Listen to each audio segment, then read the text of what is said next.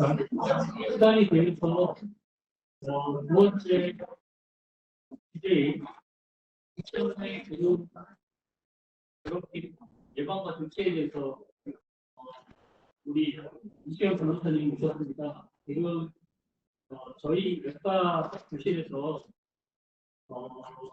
조직문화 개선을 위해서 외부 컨설트를 받을 예정이고요. 그래서 이제 그런 것들이 우리 조직문화가 바뀌지 않으면 아마 큰 발전에 저해가 되지 않을까. 일단 그런 것들이 어떤 것들이 있는지에 대한 이야기를 좀 하고 싶어서 우리 박준성 차세대 위원장님께서 이수영 변호사님을 초대를 해주셨습니다. 간단히 제가 이수영 변호사님에 대해서 소개를 올리도록 하겠습니다. 이수영 변호사님은 이화여자대학 법학과를 졸업하셨고 사학연수원 41기를 수습으로 개업하셨습니다. 지금 현재 큰길 공동 법률사무소 대표 변호사로 계시고 여러 가지 일들을 하고 계신데 서울중앙지방검찰청, 검찰청, 피해자 국선 변호사, 성생명복지센터 이사님, 서울시 성평등위원회 위원님, 국방부 인사소통심사위원회 위원님, 보건복지부 국민연금재심사위원회 위원님, 보건복지부 재개혁 심사위원회 위원을 하고 계시고요. 서울시 교육청 행정심판위원회 위원, 그다음에 여성 변호사회 사무총장을 하고 계십니다. 특히 과거에는 여성 아동위원회, 성폭력 성희롱 징계심사, 그다음에 양성평등교육진흥원에서 예방강사 등을 하셨습니다. 오늘 저희에게 강의를 주실 내용은 직장 내 괴롭힘 예방과 조치에 대해서 말씀드리도록 하겠습니다. 네, 변호사님 부탁드리겠습니다. 안녕하십니까. 지금 소개받은 이세영 변호사입니다. 저 이렇게 이력을 자세하게 그렇게 말씀을 해주실지 몰라서 약간 들으면서 살짝 부러웠습니다. 그래서 훌륭하신 선생님들 앞에서 강의를 하게 돼서 정말 영광스럽고요. 또 굉장히 이제 바쁘시고 힘드실 텐데 토요일 오전에 이렇게 시간을 내주셨기 때문에 제가 귀한 시간에 조금이라도 도움이 되는 말씀을 드릴 수 있기를 바랍니다. 저희가 이제 7시 반 강의로 알고 저 딴에는 일찍 온다고 왔어요. 그래서 7시 조금 넘어서 왔는데 이제 오면서 내가 제일 먼저 왔을 거야 했는데 와서 보니까 이미 제가 이제 드라마에서 보던 이런 제가 이게 정식 용어는 모르겠는데 이렇게 뭐 케이스 발표를 하시고 이렇게 되게 토론하시고 발표하시고 질의응답하시는 거 보고 저는 이제 의료인도 아니고 의사 선생님들 아직까지 건강이 크게 아프지 않아서 의사 선생님들 뵐 일이 많지는 않았는데 뭐 언젠가는 제가 병원을 가게 될 것이고 정말 이렇게 되게 든든했고 진심으로 좀 감동을 받았습니다. 그래서 다시 한번 이 자리에 서게 된 것을 영광으로 생각합니다. 제가 저한테 주어진 시간이 40분인데요. 제가 이제 시간을 넘기는 일은 없습니다. 그래서 강의는 30분으로 하고 남은 10분은 질문을 받고 이야기를 이제 나누는 시간으로 할 것이고요. 제가 변호사다 보니까 이제 법률적인 얘기를 하지 않을 수는 없을 것 같습니다. 하지만 이것이 법률 강의는 아니기 때문에 법적인 부분에 대해서는 간단하게 언급을 하도록 하겠습니다. 제가 요청받은 주제는 제가 시간이 있기 때문에 조금 원래 좀 말이 빠른 편인데 혹시 더 빨라질 수가 있거든요. 그러면 너무 빠르면 이게 좀 너무 빠르다 이렇게 좀 말씀을 해주세요. 제가 이제 말씀드릴 주제는 보다시피 직장 내 괴롭힘에 관한 것이고 그리고 예방과 조치에 관한 것입니다. 아까 말씀 주셨지만 이제 박준성 교수님께서 연락을 주셨는데요. 이제 말씀을 나누다가 제가 그럼 병원 내에 보충처리위원회는 없나요? 라고 여쭤봤어요. 그랬더니 교수님 말씀이 있다. 있는데 그거는 지금까지는 병원에 있는 일반 직원을 대상으로 한 거지 의사는 생각을 해본 적이 없다. 라고 말씀을 하시더라고요. 그러면서 마찬가지로 일단 직장 내 괴롭힘이라는 것이 어떤 병원에서 직원들의 문제일 거지 의사들끼리 어떤 직장 내 괴롭힘이라는 거는 그동안은 생각을 하지를 못했는데 이제는 이제 이 문제에 대해서 얘기를 할 필요가 있다라고 생각을 하시게 됐고 그래서 이 강의를 계획하게 되셨다고 하십니다. 말씀을 들으면서 의료계도 법조계랑 좀 상당한 유사점이 있다라는 생각을 하게 됐는데요. 일단은 뭐 예전보다 숫자가 많이 늘어났다고는 하지만 여전히 좁은 직역 사회, 그리고 폐쇄적인 문화, 사실 뭐 다뭐 찾아보면 금방 다 한 달에 건너는 거 다 알고, 그리고 도제식 교육 시스템 이런 것들이 상당히 비슷하다는 생각이 들었습니다. 그래서 법 쪽에는 지금 의료계는 어떤지 모르겠지만 이미 좀 상당히 좀 많이 지금 변화가 있는 상황인데요. 대표적으로 어떤 것이 있냐면, 그러니까 지금 로스쿨이 생기면서 변호사 수가 상당히 많이 늘었거든요. 좀 단시간에 굉장히 많이 늘었는데, 굉장히 놀랍게도 대형 로펌에서 변호사를 못 구하고 있습니다. 그 연봉을 많이 올렸어요. 그런데도 그 변호사들이 가지 않거나, 아니면 간다고 하더라도 그 직장을 오래 다니지 못하고 바로 그만둡니다. 그럼 이 변호사들 어디로 갈 것 같으세요? 어디로 갈까요? 사내 변호사로 가요. 회사원으로. 그래서 얼마큼 놀랐냐면, 저희가 10년 전만 해도, 안 들리시나요? 네네네. 10년 전만 해도 사실 사내 변호사는 변호사들이 선호하는 직업이 아니었어요. 그걸로 할까요? 변호사들이 이게 오시네요. 선호하는 직업이 아니었고, 어느 정도였냐면 가장 마지막에 가는 직업이 사내 변호사였습니다. 근데 지금은 이제 가장 선호하는 직업이 됐는데, 그러면 그 이유가 뭘까? 이제 변호사들도 이제 고민을 하기 시작한 거예요. 왜 그럴까? 어떤 것 때문에 그러실 것 같아요? 요즘 문화인데 워라밸입니다. 그냥 아주 간단하게 말하면 워라밸이고, 이 52시간 근무가 그 기업, 특히 대기업에서 완전히 정착을 했어요, 자리가. 그래서 기업 문화가 이제 상당히 먼저 바뀌었고, 그러니까 우리나라 이제 대표적인 대기업 이제 삼성전자잖아요. 그래서 저랑 이제 가까운 지인, 뭐 사실 가족분이신데, 이분이 이제 90년대부터 삼성전자를 다니셨고, 그리고 뭐 당연히 뭐 주말도 없고 아침 7시 출근, 밤 11시 퇴근은 이제 당연한 것이고 하다가 이분이 해외에 이제 파견을 나가셨다가 3년을 계시다가 작년에 이제 한국에 들어오셨는데 적응을 못해요. 적응을 못하는 이유가 뭐냐면 그 회사 사람들이 일을 너무 안 한다는 거예요. 일을 너무 안 하고 6시만 되면 퇴근을 하고 일주일에 52시간만 책임지면 되기 때문에 미리 다 당겨서 일을 하고 금요일 오후에는 회사에 사람이 없대요. 그래서 이분은 이제 막 이건 좀 문제가 심각하다라고 얘기를 하시고, 그리고 저 아는 이제 여자 그 후배 변호사도 남편이 같은 회사를 다니는데 본인도 그걸 느낀다는 거예요. 예전에는 남편이 이제 11시에 들어왔는데 지금은 이제 7시만 되면 집에 온대요. 집에 오고, 그리고 무슨 문제가 생겼냐면, 그러면서 이 친구는 또 새로운 문제가 생겼는데, 이제 이 친구도 일을 하기 때문에 아이를 돌봐주시는 이모님이 계시는데 7년 동안 아이를 돌봐주셨는데 남편이 일찍 퇴근하면서 이모님이랑 갈등이 생겨서 이모님이 7년을 대신 이모님이 이제 그만두시고 집을 나가셨다는 거예요. 뭐 이건 그냥 약간 제가 여담으로 말씀드리고, 이렇게 굉장히 너무 이제 사회가 단기간에 굉장히 변화했고 가치관이 변화했고, 예전처럼 누구나 이제 명예나 권력이나 부를 향해서 동일한 목표를 보고 달려가지는 않는 것 같습니다. 그래서 뭐 지금 제가 연령대를 뵈니 이렇게 젊으신 분 그 숫자가 많으신 것 같은데요. 그래서 개인주의라든가 사생활이 중요하고 조직을 위해서 개인을 희생하지 않고, 그리고 제가 다양하신 분들을 만나면 어떤 그 남녀 차이보다는 사실은 세대 차이를 훨씬 많이 느낍니다.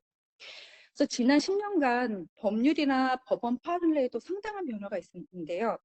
그 중에서 이제 괄목할 만한 부분이 피해자의 권리에 관한 부분이에요. 그래서 관련해서 어떤 법, 제도, 인식 변화가 크고, 사실 그 속도를 따라간다는 게 지금 굉장히 저도 이제 그쪽 일을 하고 있지만, 저도 그 속도를 따라가기가 쉽지가 않은데요.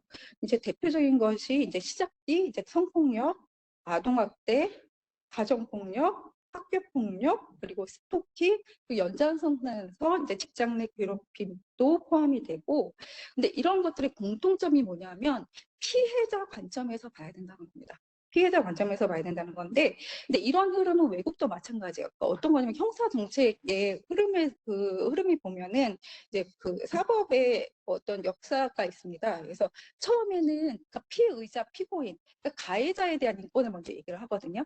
왜냐하면 국가 권력에 의한 피해가 워낙 심하기 때문에 피의자, 피고인에 대한 그 인권에 대해서 얘기를 하고, 이것이 어느 정도 수준에 올라가면 그때부터는 이제 피해자의 권리, 인권에 관한 얘기가 나오고, 지금 이제 우리나라가 이제 그 시점인 거예요. 그래서 이 얘기가 나온 게 채 10년이 되지가 않았습니다. 그래서 이러한 변화를 전제로 제가 이제 쭉 말씀드렸는데 이러한 변화를 전제로 쭉 이하 말씀을 드릴 것이고 그냥 편하게 들으시면 되세요. 네. 그래서 이제 직장 내 괴롭힘이라는 것이 지금은 이제 법적으로 아예 들어가는데 그것이 들어가기 이전에 이제 갑질이라는 내용이 먼저 나온 거죠. 그래서 2010년대 이것도 이제 10년대에 들어선 거기 때문에 채 이제 10년 정도밖에 되지 않은 신조어인데요. 이제 갑질이란 저도 이제 강의를 준비하면서 이제 막 검색을 했어요. 그래서 뭔가 했더니 이 용어가 나온 이유는 저도 이제 변호사이기 때문에 계약서를 많이 쓰게 되는데 계약서 쓰면 갑을 이렇게 쓰잖아요. 그러니까 갑은 이제 돈을 지급을 하고 뭔가 고용을 하는 사람이고 을 같은 경우에는 그 갑으로부터 돈을 받고 뭔가를 제공을 하는 사람인데 갑이 어떤 본인의 지위를 이용해서 횡포를 부릴 때 이제 갑질을 한다라는 표현을 쓰고 되었고 그런 이제 갑질이 직장 내에서 벌어질 때 이제 직장 내 괴롭힘이 된 것인데요. 전에는 그냥 직장 갑질하면 안 된다 하다가 아니 이게 우리가 말로만 할 게 아니고 법에 넣어야 된다는 거야. 그래서 실제 법에 들어갔습니다. 법에 들어간 것이 2019년도이고 근로기준법에 이제 2개의 조문이 들어가는데요. 그래서 직장 내 괴롭힘 금지 그리고 직장 내 괴롭힘 발생 시 조치 이렇게 2개 조문이 들어가고 근데 이 조문의 특징은 뭐냐면 그 가해자를 규정하는 그런 조문은 아니에요. 가해자 같은 경우에는 뭐 그 가해자가 어떤 불법적 행위를 했다면 뭐 형사처벌 대상이 되든 민사상 손해배상 대상이 되든 그렇게 되는 것이고 이 조문은 가해자가 아니라 그 사용자에 대한 규정입니다. 그래서 직장 조직 내에서 직장 내 괴롭힘이 발생했을 때 사용자는 이렇게 해야 된다라는 규정이고 그런 규정을 두는 이유는 이게 조직 문화랑 관련성이 있기 때문이다라고 봤기 때문이죠. 그래서 관련 법규로 이런 거는 빨리 넘어갈 텐데요. 그 근로기준법상 어떤 직장 내 괴롭힘이 원인이 돼서 발생한 질병도 업무상 질병에 포함을 시키고 있고 또 정부는 어떤 직장 내 괴롭힘과 관련해서 어떤 조치 기준을 마련하는 등 어떤 책무를 규정하는 그런 조문을 두고 있습니다. 그래서 이거는 우리나라 문제만 아니고 이제 외국 같은 경우는 이미 90년대부터 활발히 논의됐고 여러 국가에서 관련 법이나 제도를 도입을 하고 있고요. 어떤 국가 국제기구에 대해서도 여러 가지 선언들을 하고 있습니다. 자, 근데 그러면 과연 의사가 직장 내 괴롭힘의 대상인가? 라는 아까 맨 처음에 시작했던 그런 의문을 다시 가지게 되는데요. 왜냐면 이제 의사라는 건 우리 사회에서 갑자기 가는데 라는 생각을 사실 의료인이 아닌 사람들은 다 하거든요. 그리고 이제 우리나라에서 의사가 갖는 신분은 정말 대단하잖아요. 이제 얼마 전에 이제 수능도 끝나는데 지금 뭐 실질적으로 그렇기도 하지만 전국에 이제 의대가 마감된 다음에 서울대의 의대의 비의대가 이제 시작을 한다라는 것이 이제 말뿐만 아니라 실제 그럴 정도로 모두가 선망하는 신분인데 과연 이것이 이 의사라는 신분이 직장 내 괴롭힘의 대상이냐라는 의문을 갖게 됩니다. 근데 아까 제가 처음에 말씀드렸지만 이제 법조계랑 좀 비슷한 수도 있다는 생각이 드는데 어떻게 보면 전문직일수록 그 조직 안에서는 더 보호받지 못할 수도 있는 것 같아요. 그래서 제가 이제 그 자꾸 제가 아는 거는 이제 법조 문화이기 때문에 그걸 예를 자꾸 듣게 되는데 사실 변호사 업계에서는 저희가 이제 자조적인 냉소적으로 얘기하길 이제 근로기준법의 사각지대가 이제 법조계다. 그러니까 법을 다루고 있지만 사실 그런 근로기준법이라는 이런 거 제일 안 지키는 데가 그동안 그 변호사 업계였거든요. 그래서 뭐 근로시간이든 퇴직금, 연차, 뭐 월차 이런 거 하나도 뭐 제대로 사용을 하거나 쓰지도 못했고 근데 예전에는 그것이 그냥 불만 정도였다고 하면 아예 뭐 그래도 뭐 우리는 뭐 이 정도는 하고 넘어갔다고 하면 지금은 실제로 법적으로 문제 제기를 하고 있습니다. 제기를 하고 있고 그리고 지금 젊은 변호사님들이 이제 사내 변호사를 선호하는 그런 가장 큰 이유 중에 하나가 또 그런 거가 연관이 되는 것 같고요. 그래서 의료계는 어떤지 모르겠어요. 그래서 저는 이제 근데 그 의사 선생님들은 뭐 드라마 같은 거 보실 시간 있으신가요? 저는 이제 드라마 보는 거를 좋아해서 이제 드라마 중에서 이제 의학 드라마, 법정 드라마는 굉장히 많잖아요. 그 웬만한 시청률 다 나오고. 근데 저는 법정 드라마는 잘 안 봐요. 왜냐하면 일단은 법적으로 틀린 내용이 너무 많고, 그리고 이제 법정 드라마는 기본적으로 음모론 나오고, 그다음에 내가 이 일도 이걸 하는데 내가 드라마까지 이거를 봐야 되나 싶어서 보통 드라마는 잘 안 보는데 사실 저도 의학 드라마는 재밌게 봅니다. 그래서 재밌게 보는데 이렇게 제일 거슬러 올라가다 보면, 그러니까 제가 이제 구사학번이에요. 이렇게 나이를 이렇게 말씀드리면은 제가 이제 요 정도 세대에서 그동안 경험했던 부분들이라고 이제 말씀을 드리고 싶어서 말씀을 드리는 건데, 제일 이제 예전으로 거슬러 올라가면은 이제 드라마 종합병을 봤고, 그 다음에 이제 유명한 그 의학 드라마가 그 2007년도에 방영했던 하얀 거탑이 굉장히 유명한 거잖아요. 그래서 김명민 배우가 그 주인공이었는데, 이게 지금 그 드라마를 보신 세대인지 잘 모르겠네요. 있으실 것 같기도 없으실 것 같기도 한데, 거기서 보면은 이제 외과 과정인가 그랬던 것 같고, 이제 보면서 검찰 조직보다 훨씬 되게 위계질서, 상명하복이 대단하네라고 생각을 했어요. 그래서 이제 과장님이 지나가면은 뒤에 정말 한 1, 20명이 이렇게 쭉 따라가고 이렇게 봤을 때, 당시에 봤을 때는 이제 물론 호불호가 있긴 하지만 대체적으로는 멋있다. 그런 것이 지배적이었다고 하면은, 지금은 그런 장면들을 보면 대체적으로 좀 불편하다. 이렇게 감정의 변화가 생긴 것 같아요. 또 하나는, 그거는 저만 그런 것 같지는 않습니다. 전반적인 이제 문화가 좀 바뀐 것 같고, 또 하나 제가 최근에, 이거는 개인적인 건데, 이렇게 TV를 돌리다가, 그러니까 드라마 미생을 재방송을 하더라고요. 재방송, 제가 그거 2014년도에 정말 본방사수를 했을 정도로 정말 훌륭한 드라마다. 이거는 그냥 드라마가 아니고 거의 철학이 담겨 있다라고 하면서 열심히 봤는데, 최근에 봤는데 너무 이상한 거예요. 뭐가 이상한가? 굉장히 어색하다. 그래서 제가 이제 재작년도를 보니까 2014년도고, 그거는 이제 한 8년 정도 전에 봤던 드라마인데, 그 드라마에 기본적으로 깔려있는 주제는 개인보다는 회사가 우선이에요. 회사가 우선이고, 그 개인의 가치를 회사 안에서 존재 가치에 부여하는 게 굉장히 큰데, 그것이 지금 우리 사회하고는 좀 상당히 조금 이질감이 느껴졌다는 게 조금 불편하다라고 느꼈던 것 같습니다. 그래서 지금은 뭐 법조계도 마찬가지고, 어느 조직에도 마찬가지고, 회사도 마찬가지고, 까라면 까야지. 이거는 사실은 거의 이제 통용이 안 되는 것 같아요. 다. 왜? 대체 왜? 그러니까 이유가 납득이 안 되면 좀 받아들이기 힘들고, 예전에는 당연하다가 여긴 것이 이제 더 이상 당연하지 않다는 건데요. 제가 이제 아까 이력 소개해 주실 때 그 국방부에 제가 징계심사나 그 인사소청 위원으로 수년간 지금 활동을 하고 있는데, 거기 이제 대상자로 오신 분들이 이제 한 30년 정도 군대에서 근무하셨던 이제 고위직이신 분들이 오시면 되게 억울해하세요. 왜냐하면 예전에는 이게 하나도 문제가 안 됐던 것들이거든요. 예전에 당연했던 것들이 지금 이게 잘못됐다라고 하면서 징계 대상이 되고 뭔가 그렇기 때문에 이분들은 좀 받아들이기 굉장히 힘든 거예요. 그래서 이제 굉장히 이제 빠른 속도의 변화가 있고, 문제가 되지 않았던 것이 문제가 되고 있고, 군대뿐만 아니라 학교, 가정 그리고 회사 다 그렇고요. 예를 들면은 이제 성폭력 같은 경우는, 그러니까 제가 학교에 부사건이라고 했잖아요. 제가 학교 갔을 때 이제 고등학교 갈 때 국영수가 있다고 하면은 맨 처음에 법대를 가면은 훈민형, 헌법, 민법, 형법이 이제 3법인데요. 형법에서 정조에 관한 죄가 있었어요. 그냥 조문에 정조에 관한 죄. 근데 지금 생각하면 좀 어이가 없는데, 지금은 이제 그것이 강권과 추행에 관한 죄로 바뀌었거든요.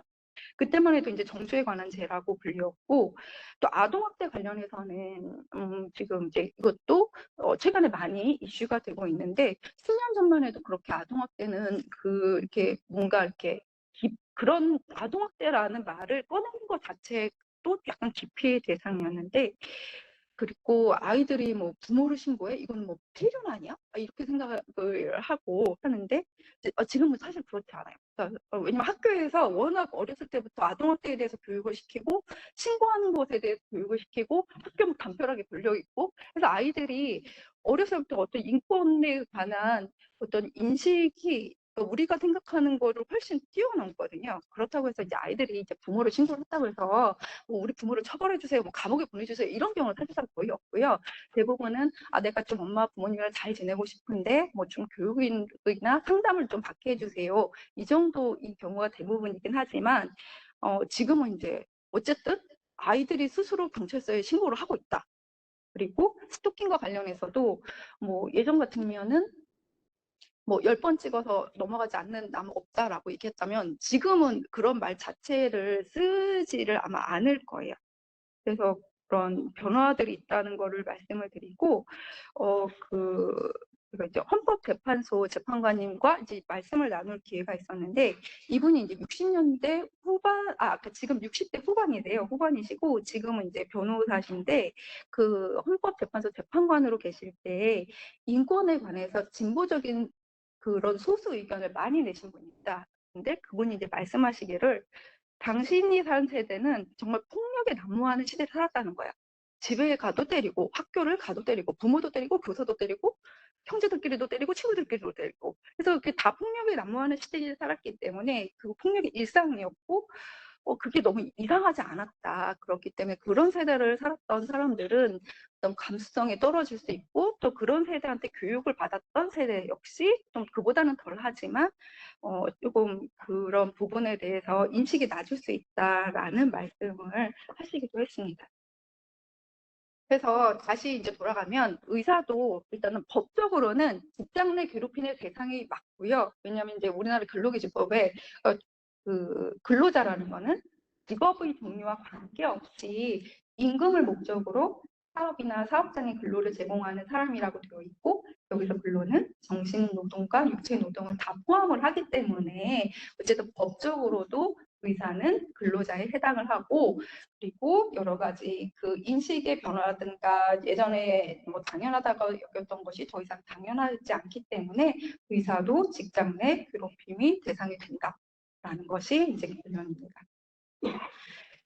그래서 직장 내 괴롭힘이 뭔지에 대해서 그래도 간단하게 좀 말씀을 드릴 텐데요. 법에 사용자 또는 근로자가 직장에서의 지위 또는 관계 등의 우위를 이용해서 업무상 특정 범위를 넘어 다른 근로자에게 신체적, 정신적 고통을 주거나 근무 환경을 악화시키는 행위. 이거를 법에서 규정하는 직장 내 괴롭힘이고요. 이거를 좀 하나씩 좀 말씀을 드릴게요. 그래서 직장 내에서 지위 또는 관계 등의 우위를 이용, 이거는 어렵지 않으실 것 같아요. 그래서 지위나 직급상 상월 차이가 있다면 우위성을 인정을 하고, 우위성이란 피의뢰자가 저항하거나 거절하기 어려울 그런 개연성이 높은 상태를 말합니다. 그리고 업무상 적정 범위를 넘는 것이라고 되어 있는데요. 무죄된 행위가 사회통념상 업무상 필요성이 인정되어 있지 않거나 사회통념에 비춰볼 때 상당하고 인정되지 않는 경우를 말합니다. 근데 사회통념이라는 거는 법에서 굉장히 맨날 나오는 용어예요. 이거 그냥 쉽게 생각하면 상식이라고 생각하면 돼요. 이게 상식을 벗어나면 안 된다라는 것이고, 근데 이러한 상식, 사회통념도 계속 변한다는 거죠. 그렇기 때문에 법률도 바뀌고 판례도 계속 바뀌는 거거든요. 그래서 아까 말씀드렸지만 한 30년 군대 생활하신 분이 옛날에는 이게 아니었는데 왜 지금은 이거지? 이게 그 변화를 따라가지 못한다는 거, 그런 어려움을 겪으시는 경우도 있다는 거, 그거는 우리의 사회통념과 어떤 상식이 변화되는 그 속도를 따라잡지 못하기 때문인데, 뭐 대표적인 거는 뭐 다 아시겠지만 간단하게 말씀드리면, 뭐 업무상 필요성이 인정되지 않는다 얘 같은 경우는 뭐 자기 사적인 집안일을 시킨다든가, 이건 뭐 당연히 인정되지 않을 것이고요. 두 번째 같은 경우에는 뭔가 이제 업무를 잘못을 했어요. 그래서 주의를 주는 건 맞는데 그 형태가 굉장히 이제 모욕적인 방법으로 진행된다든가 이러면은 그 필요성이 인정된다고 하더라도 사회통념에 비춰서 상당하다고 인정되지 않는 경우라고 때문에 적정 범위를 넘는다고 봅니다.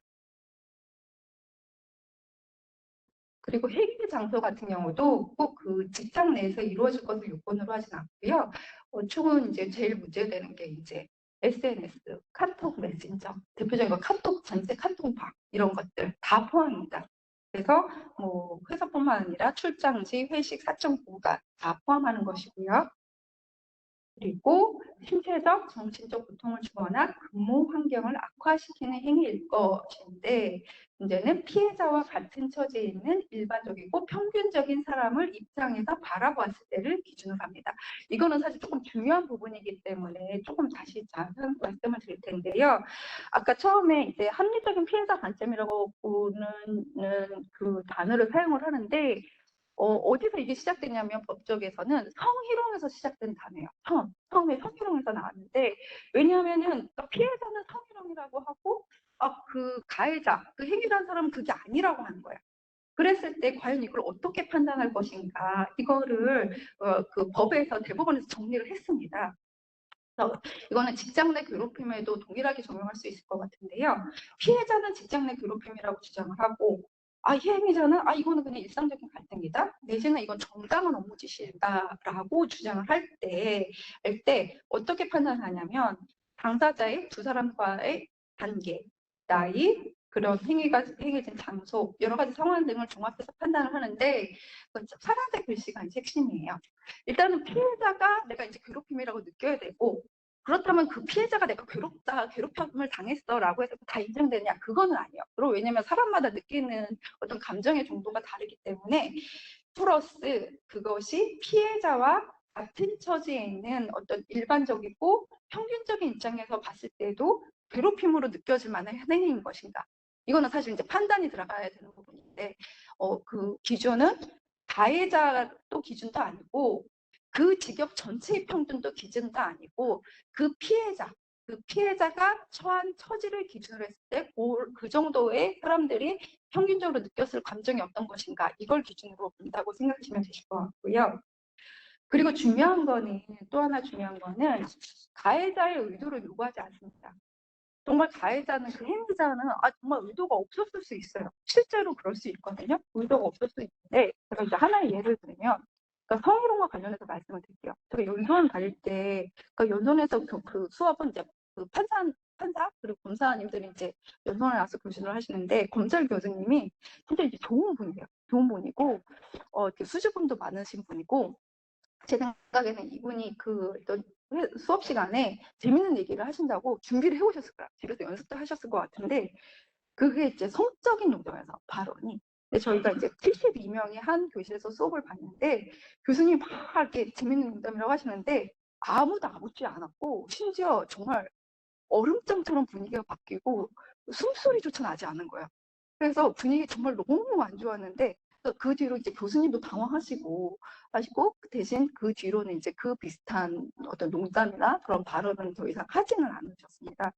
그래서 근데 그 교수님이 어떤 그런 의도가 있을 거라는 생각은 전혀 들지 않거든요. 근데 그러니까 법에서, 이것도 이제 대법원 판례에서 나온 거예요. 그러니까 행위자가 피해자를 괴롭힐 의도가 없었다고 하더라도 그건 중요하지 않다. 피해자 관점에서 그것이 괴롭힘으로 느껴졌다고 하면은 직장 내 괴롭힘에 해당이 된다라고 하고 있습니다. 다음으로 직장 내 괴롭힘과 조직 문화의 관련성인데요. 아까 그 새로 들어간 법도 어떤 가해자 개개인에 대한 것이 아니고 어떤 사업주에 관한 것이라고 했잖아요. 그 이유는 직장 내 괴롭힘은 가해자, 피해자 개인적인 차원에서도 발생할 수 있지만, 조직적 차원에서 발생할 수 있고, 개인적인 괴롭힘이라고 하더라도 그 조직 문화가 영향을 미칠 수 있다는 것. 그리고 실제 뭐 제가 조사를 한 거는 아니지만, 이런 부분, 직장 내 괴롭힘에 대해서 연구를 하신 분들 말씀을 보면은, 특정인을 괴롭히기보다는 특정인이 다수를 상대로 괴롭히는 경우가 더 많다라는. 특히 상명하복식 조직 문화에서는 그런 경우에 피해자의 조직 부재군, 이렇게 문제 제기를 하는 경우에 피해자의 모난 성격 등으로 이해하거나 사건의 본질과 다르게 해석을 할 수 있다라는 것이고요.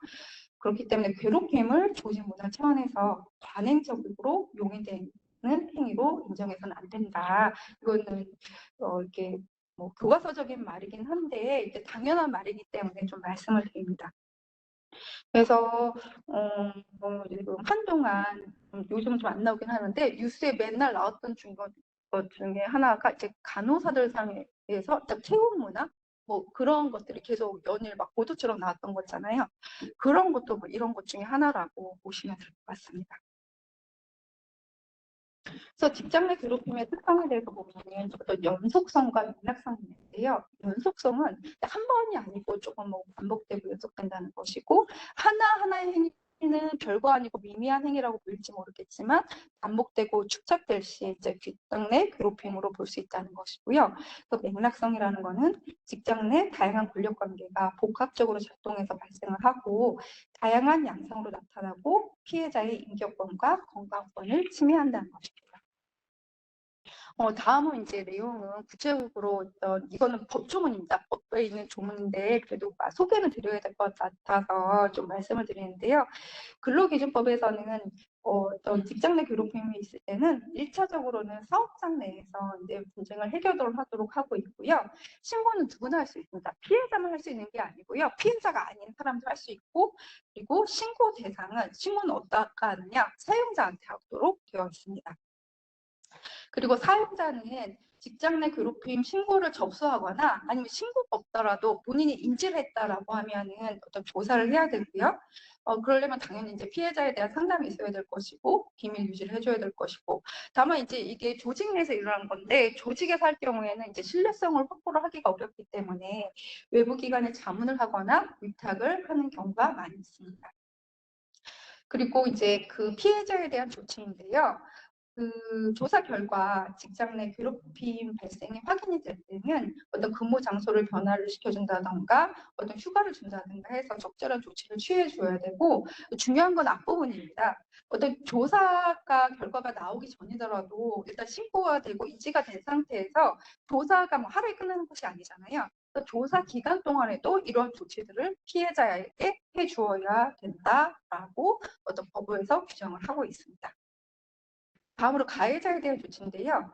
가해자는 뭐 징계 절차 필요한 경우에 징계 절차를 받고 뭐 그 피해자와 분리 차원에서 근무 장소를 변경할 수 있고요. 근데 문제는 대다수의 경우가 사용자가 가해자인 경우가 많아요. 그러니까 일반 직장도 마찬가지거든요. 근데 일반 직장도 뭐 다른 법에서 대부분 성희롱 사건도 그렇고 그래서 사용자한테 신고를 하게끔 되어 있는데 문제는 이제 사용자가 가해자인 거죠. 그러면 이제 회사에서 징계 절차를 받는다고 하더라도 그 징계 절차를 진행하는 직원도 이 사용자의 직원이고요. 제대로 될 리가 없죠. 그래서 계속 이제 문제가 되고 있는데, 그래서 이번 근로기준법에서도 이 부분이 굉장히 좀 지적을 받고 있는 부분인데, 사용자가 가해자인 경우에는 이제 사업장 내에서 해결을 기대하기가 어렵기 때문에 일단은 뭐 지침상으로는 외부에서 개입을 하도 뭐 근로감독관이라든가 이쪽에 신고를 해서 절차를 진행을 할 수 있도록 그 법률이 아닌 지침으로 마련을 해놓고 있기는 하는데 조금 해결을 기대하기 어렵기 때문에 별도 기관에서 개입을 할 필요성이 있다 이렇게 보고 있고요. 범죄 예방과 관련해서 조금 말씀을 드리겠습니다. 이거 계속 말씀드리지만 이거 개인 대 개인 문제라기보다는 조직 문화의 차원에서 발생하는 일이 많기 때문에 조직 문화에 대해서 계속해서 점검을 하고 개선을 할 필요가 있고, 제가 학대의 대모임이라고 했는데 제가 아동학대 사건도 좀 많이 진행을 했는데요. 그 아동학대 가해 부모님들 열이면 열 다 똑같이 얘기해요. 내 부모는 나한테 더했다. 나는 뭐 아무것도 아니다. 이거 정도는 당연히 되는 게 아니냐. 그래서 이제 학대 대물림이 실제 사실이고, 어떤 괴롭힘, 어떤 조직에서의 괴롭힘의 대물림도 당연히 있을 거라고 생각을 합니다. 그래서 사용자의 인식이나 태도가 정말 중요하고, 아까 말씀드렸지만 어떤 그런 행위를 하신 분들이 정말 모를 수 있어요. 실제로 모를 수 있기 때문에 어떤 예방 차원에서 교육이 필요하다고 느끼는 게 뭐냐면, 왜냐면 같이 교육을 받으면 그 다양한 어떤 직위에서 같이 교육을 받으면 사실 나중에는 내가 몰랐다라고 말하기가 조금 어렵거든요. 그래서 어떤 이런 교육 같은 경우는 상급자, 중급자, 뭐 하급자 다 같이 교육을 받는 게 좀 중요하다고 생각을 합니다. 예방과 관련해서 지금 지금 여기서는 어떻게 지금 마련을 하고 있는지 모르겠는데, 제가 듣기로는 지금 마련되어 있는 병원의 보충 처리는 의사분들을 대상으로 이렇게 그렇게 설계가 되어 있는 것 같지는 않아요. 근데 뭐 어쨌든 뭐 그게 꼭 보충 처리 위원회가 아니더라도 뭔가 창구는 마련이 되어야 될 것 같고, 그것이 이제 병원 내에서 만들어도 괜찮을 것 같고, 만약에 이것이 그 조직 내부의 문제라고 한다고 해서 뭔가 신뢰성을 확보하기 어렵다고 한다면은 중립적인 거나 독립적인 기관을 설치를 하는 것도 방법이라고 생각을 합니다. 제가 리스크 관리라고 했는데요. 이것도 다시 이제 드라마 얘기를 할 텐데, 제가 미드도 의학 드라마를 많이 보는데, 굿닥터도 제가 열심히 하는데 시즌을 다 봤어요. 시즌 6인가까지 나왔는데, 다 봤는데, 거기 보면은, 그 전문의 두 명이 나오거든요. 전문의, 그 남자 전문의, 여자 전문의가 나왔는데 둘이 이제 사귀게 되는 거예요. 사귀게 되는데 여자 전문의가 과장이 됐어요. 똑같이 전문의가 돼도 여자 전문의가 이제 과장이 되면서 상급자가 되는데 두 사람이 사귀는 관계인데 여자가 과장이 되자마자 다음날 뭘 하냐면 두 사람이 그 병원 내 무슨 부서를 찾아가더라고요. 찾아가서 우리가 사귀는 관계다.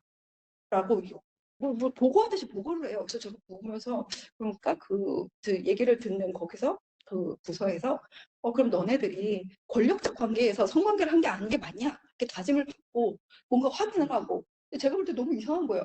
아니 무슨 저런 사생활까지 회사 가서 무슨 부서에 가서 보고를 해야 돼? 너무 이상한데 그 병원 사연에서는 사실은 뭐 어떤 의사 개인에 대한 보고보다는 변인들 이제 리스크 관리인데 그 정도로 할 만큼 미국에서는 어떤 법적으로 국가에서 법이나 대조적으로 굉장히 엄격하게 이제 들어간다는 거죠. 그래서 어떤 추후에 발생할 분쟁을 사전에 막기 위해서 어떤 그런 부서를 둘 정도로 이제 관리를 하고 있다는 것이고요. 제가 느끼는 거는 굉장히 정말 10년 내에 너무 많이 빨리 바뀌었어요. 그러니까 성폭력 관련된 법률은 2013년도에 대대적인 개정이 있었거든요. 그러면서 지금의 형태를 갖추게 되었고, 아동학대 처벌법은 2014년도에 나왔습니다. 그때 처음 나왔어요. 스토킹 관련 법률은 작년에 나왔어요, 심지어. 작년에 나왔고, 그리고 직장 내 괴롭힘 같은 경우도 2019년도에 나왔다고 했잖아요. 그러니까 불과 다 10년 이내에 벌어진 일입니다. 그래서 지금 너무나 빠르게 변하고 있기 때문에 가정이나 학교에서도 굉장히 사실 어려움을 많이 호소하세요. 부모님도 왜냐면 이제 체벌 금지니까 체벌하면은 법원을 가요 실제로. 가정법 뭐 가서 형사처벌을 받지는 않더라도 가정법원 가서 교육을 받습니다. 특별한 일이 없으면. 다 이제 뭐 경찰 접수되고 검찰로 넘어가서 가정법원 가거든요. 그러니까 부모님들이 너무 지금 하는 거예요. 왜냐면 맨날 이제 핸드폰 갖고 싸우고 말 안 듣고 하는데 그럼 대체 애들 어떻게 키우라는 얘기냐라고 얘기를 하고 학교 선생님들도 대체 애들이 이렇게 말을 안 듣는데 어떻게 교육을 하느냐라고 하소연을 하십니다. 그래서 지금 여기저기서 여기도 어렵고 저기도 어렵고 뭐 물론 이제 거기에 따르는 부작용도 있는 것도 사실이긴 한데 그 큰 틀에서 보면은 이거는 사실 인권의 문제에서 접근을 해야 되는 것이고 또 인권의 존엄성과 관련된 것이기 때문에 사실은 뭐 저의 생각은 그래도 순작용이 더 크다고 하고 우리가 생각을 하고 우리가 이제 나가야 될 방향이라고 생각을 하거든요.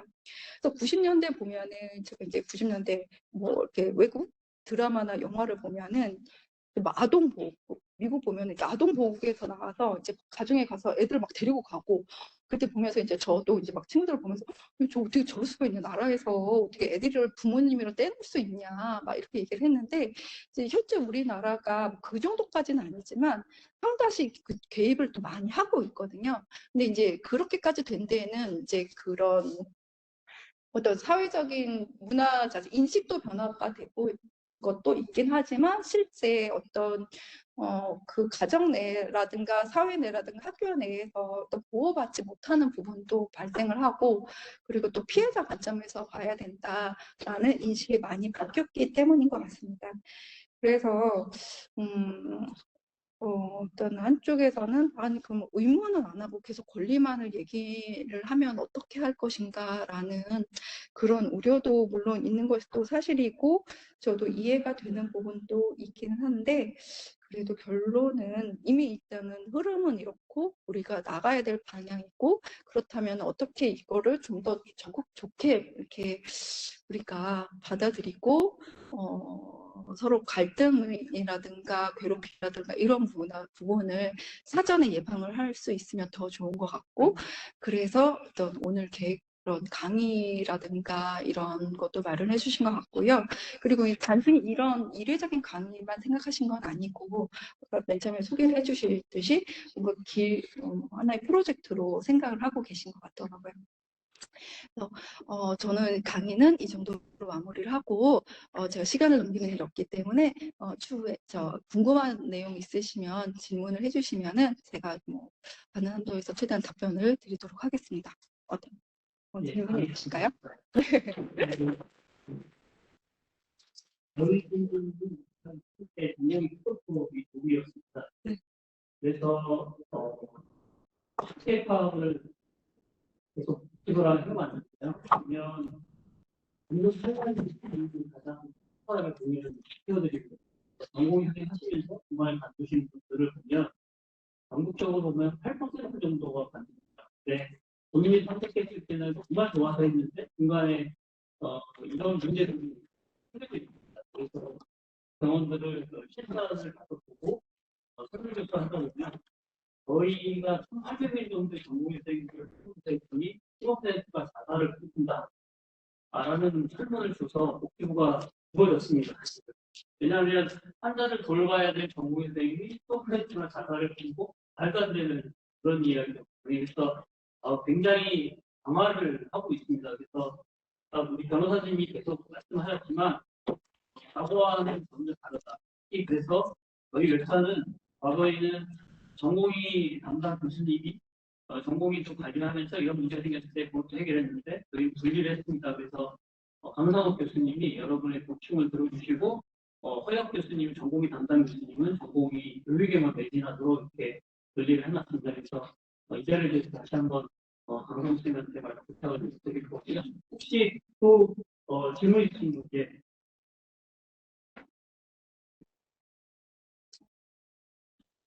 강남에 근무하고 있고요. 상하고 수업을 한 시간 하는데 아까 처음에 처음에 말씀드린 것 생각보다 그런 얘기도 혼자는 아닌데 그렇죠. 혼자는 아니죠. 처음에 변호사님은 법학 드라마 안 보시는데 저희 노약 드라마 안 보고 아, 네, 이제 안 보실 것 같아서.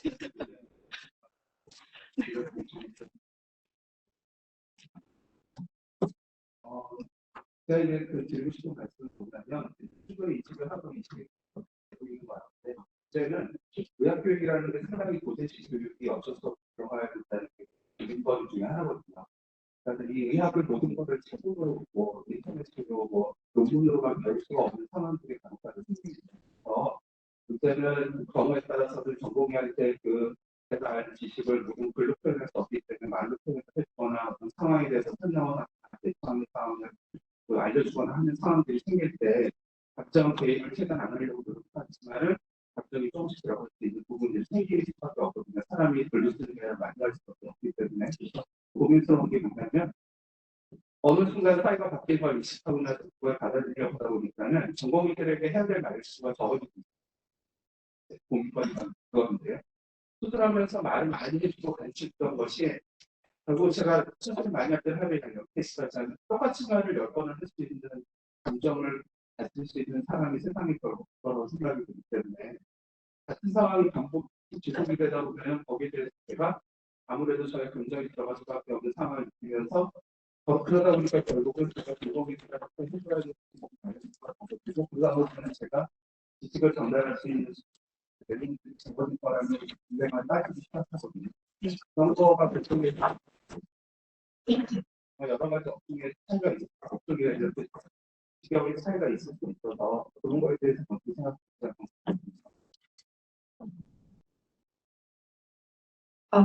네. 교수님 말씀하신 거 제가 무슨 말씀이신지 정말 잘 알거든요. 왜냐면 저는 또 일단은 뭐 제가 제자를 가르치는 일을 하고 있지는 않지만 사실 이게 문제가 되면서 나타난 것 중에서 지금 제일 큰 부작용, 정말 안타까운 부작용이라고 생각을 하고 변호사 같은 경우도 저희가 뭐 예전 같은 경우에는 몇 년 전만 해도 되게 어떤 의뢰인한테 상담할 때 굉장히 적극적으로 상담을 해줘서 공격적인 상담, 뭐 이렇게 하면 좋겠다, 이렇게 좀 좋겠다 하는데 지금은 사실 굉장히 방어적으로 돼요, 많이. 왜냐하면 이걸 내가 내 딴에는 이분한테 도움이 될 것 같아서 얘기를 했는데 이게 만약에 잘못됐을 경우에는 문제 제기를 하고 오히려 내가 이제 분쟁에 오히려 문제 제기를 당할 수 있고 그래서 오히려 제가 봤을 때는 이분한테 이렇게 해드리면 더 도움이 될 텐데 오히려 내가 방어적으로 안 하게 되는 경우들이 저뿐만 아니라 법 쪽에도 다 전반적으로 그렇거든요. 좀 다른 측면이긴 하지만 말씀하신 내용도 마찬가지일 거라고 생각해요. 내가 이걸 하나를 더 가르쳐 줄 수 있는데 이렇게 됐을 때 오히려 문제 제기가 들어오고 하면은 교수님 말씀하신 것처럼 내가 이거 하나 더 가르쳐 줄 수 있는데도 방어적으로 이제 점점 안 하게 되고 그거 말씀 맞고 무슨 말씀인지 이해하고 이것이 제일 지금 바뀌면서 부작용인 거고 그만큼 이제 몸이 건조해지는 거죠. 몸이 건조해지는 건데 이거는 저도지만 사실은 저는 뭐 이게 딱 정확하게 답이 있다기보다는 같이 교육을 이렇게 수업을 하시는 그런 그 제자분들, 그 젊으신 분들이랑 좀 사실은 좀 이렇게 가능한 제 의료 문화를 잘 몰라서 그런 허심탄회하게 좀 얘기를 평상시에 좀 하실 수 있는 기회가 있으실까요? 이런 거를 꼭 공적인 자리에서뿐만 아니라 이런 서로 이제 이해가 되고 좀 공감대가 형성이 되면 그래도 그런 부분이 조금 나아지지 않을까 생각이 드는데 이건 좀 법적인 문제만은 아닌 것 같긴 합니다. 근데 그런 지금 여기 그 전연차 선생님들도 그 교수님이 말씀하신 내용이 뭔지 모르지 않을 거거든요. 무슨 말씀이신지 알 거거든요. 근데 이제 다만 제가 이제 오늘 강사로서 변호사로서 드리고자 하는 말씀은 필요한 내용을 하셔야 되는 게 맞고요. 하셔야 되는 게 맞고 근데 그것이 방법이 어떤 모욕적이거나 부적절한 방법으로 해서는 안 된다는 거지 그런 것 자체를 하지 말라 그거는 정말 아닌 거죠. 그런 것 자체를 다 직장 내 괴롭힘이라고 얘기를 하면은 정말 교육도 할 수 없고 그리고 그런 당연히 해야 되는 것 자체도 문제를 삼는다고 하면 아까 제가 피해자 관점이라고 아무리 말씀을 드렸다고 하지만 그건 다 상식선에서 받아들여야 되는 거기 때문에 그 피해자 개인이 내가 이거는 피해라고 느낀다고 해서 그것이 피해가 되는 건 아니고요. 그 객관적으로 상식적으로 봤을 때 할 수 있는 일까지 이게 문제를 삼는 건 아니기 때문에 다만 그런 그 법적인 내용까지 들어가기 전에 그 부분에 대해서는 그 교수님들과 학생분들 그리고 제자분들 사이에서 좀 평상시에 조금 교감을 하고 말씀을 나눌 수 있는 그런 자리가 있으면 좋지 않을까라는 생각입니다. 제가 명확하게 답변을 못 드렸는데 근데 이제 말씀하신 내용이 뭔지 제가 정말 충분히 안다. 그리고 여기 계신 전연차 교수님들도 그 선생님들도 무슨 말씀인지 다 충분히 이해를 하고 있다라는 그거는 명확할 것 같습니다. 네, 감사합니다. 네. 이번에 우리 그 전공의 모집 동영상을 우리 윤재 선생님이 여러분이 들어주셨죠. 선생님이 여기서 동의가 있으면 많이 변호사님이 전연차 선생님 입장을 말씀해 주시고 한번 여기 얘기 좀 해주시겠어요? 그냥 허심탄회하게 변호사 찍은 것처럼 말씀하시면 될 것 같습니다.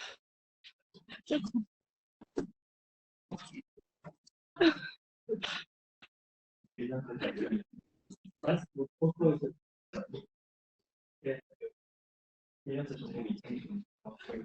저희도 당연히 교수님들 당연히 저희 교육 시키고 저희가 이제 학교 일사로 가관하게 바라는다 하는 말들은 당연히 다 이해가 되고 그런 거를 당연히 저희가 같은 실수를 반복할 때 교수님들도 사람이 화가 그럴 수밖에 없다 생각이 들고 그러면 서로 이제 어느 정도 이제 처음 부담을 하는 거지 그러니까 공감을 진행해 뭐가 쌓이게 되고 복할 수 있는 지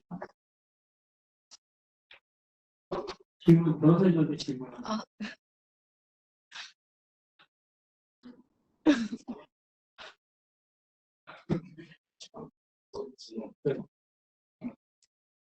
변호사님 말씀하셨는데 소통인 것 같습니다. 혹시 김영순 교수님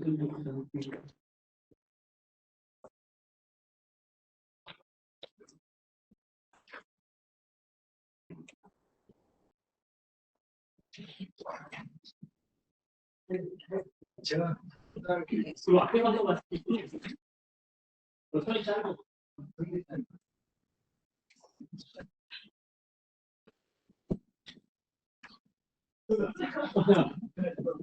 결국 오셨네요. 질문은 아니고요. 사실은 저는 4년 동안 지내서 이것들을 이런 내용들을 가장 고통받았던 교수 중에 하나였습니다. 제가 이런 문제를 지금 교실 내에서 또는 학교 내에서 해결을 해야 되는 그런 위치에 있었기 때문에 그래서 제가 오늘 뭐 질문할 건 없고요. 제가 쭉 들으면서 제가 가장 공부하면 일단 한 가지만 좀 말씀드리겠습니다. 제가 1963년생인데 제가 태어날 때는 대한민국의 국민수준이 1000명밖에 안 돼요. 제가 국민학교 초등학교 친구요. 그때 대망의 국민수도 5,000불을 받아보고 열심히 노력하자 이랬던 나라였고요. 제가 대학교 들어올 때 처음으로 8,000불 5,000불 제가 전공할 때 처음으로 10,000불 넘었다고 탑주고 됐습니다. 그러다가 이제 제가 처음 졸업 시작하는 이만큼 제가 이제 교수 돼서 이제 주임 교수가 되고 나니까 그때는 10만 불 넘었다고 이제 파티를 했었습니다. 제가 이 얘기를 드리는 가장 큰 이유는 제가 변호사님이 얘기하는 것 중에서 참 절실하게 느껴보면 우리는 너무 빨리 변했어요. 지금 아까 얘기한 대로 여러 가지 이제 과거에 괜찮았던 것이 이제 하면 안 된다고 막 이게 불걸 믿는 사이인데 그게 빠르게 되는 게 아니라 우리 사회 입장에서는 당연히 변하는 거라고 생각하고 있어요. 왜냐하면 그만큼 우리나라 사회가 사실은 전 세계적으로 미래가 없을 정도로 아주 빈곤한 미개한 나라에서 어느 순간 30년 만에 진짜 선진국으로 발전을 했는데 거기에 따른 변화가 그동안 했던 게 아닌가 하는 그런 생각이 그래서 우리도 마찬가지로 해서 이렇게 빨리 변화하는 걸 성공을 해야 되지 않을까 하는 게 저는 개인적으로 4년 동안 이런 여러 가지 직장으로 괴롭힘이나 아니면 성교가 아니면 여러 가지 문제를 해결하면서 느꼈던 그런 감이었습니다. 그래서 오늘 강의 아주 그냥 중요한 강의 지적해 주셔서 너무 감사드리고요. 제 의견만 잠깐 드리겠습니다. 감사합니다. 너무 많이 먹게 정리하는 건 당부의 말씀하는 거 아, 네. 올리도록 하겠습니다. 아, 그러니까 저는 사실은 이렇게 많은 의사 선생님들 앞에 모시고 강의를 하는 건 처음이에요. 그러니까 개개인은 있을 수 있는데 몇 분 안 되는 거. 근데 역시 학구적이셔서 그런지 이게 오늘 강의도 너무 진지하게 들어주셔서 정말 다시 한번 감동을 받았고 정말 감사드리고 지금 이제 병원 차원 교수님들이 또 굉장히 그런 문화를 개선 뭔가 이렇게 좀 더 좋은 방향으로 가기 위해서 노력을 하고 계시는 걸로 알고 있고 그렇게 하실 거로 알고 있기 때문에 앞으로 더 뭔가 지금보다 더 지금도 훌륭하시지만 앞으로는 더 바람직한 방향으로 잘 나갈 것 같다는 그런 생각이 듭니다. 다시 한번 감사드립니다. 감사합니다.